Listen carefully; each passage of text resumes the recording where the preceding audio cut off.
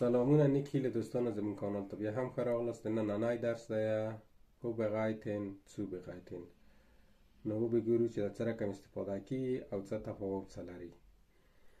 اول به موږ د ځانونو لپاره استفاده کوو چې څه رقم استفاده کیږي او څه رقم ویل کیږي. Ich bereite vor, du bereitest vor, sie es bereitet vor, wir bereiten vor, bereitet vor, sie bereiten vor.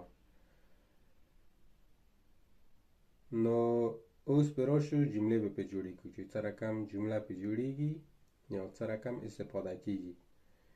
Ich bin vorbereitet. زه آماده یم. Ich bin nicht vorbereitet. زه آماده نیم. Der Schüler ist nicht vorbereitet. مکتبیان آماده ندی. Ich habe das Essen vorbereitet. ما د خوراک دپاره یو څه آماده کړي دي. نو اوس به راشو zubereiten.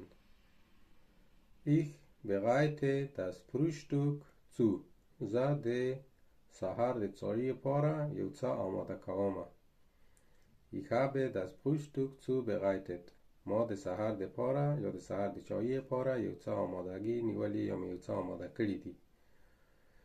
Ich habe uns ein Mahlzeit zubereitet. ما د خوراک دپاره یو څه آماده کړي دي. Werden Sie noch das Essen zubereitet? آیا تاسو غواړئ چې د خوراک دپاره یو څه آماده کړئ؟ نو دا و نننی درس. لنډې جملې او مهمې چې تاسو کولی شئ استفاده یې کړئ او پې پوه شئ چې څه رقم استفاده کیږي. نو تر بلې ویډیو پورې ښې شپې ورځې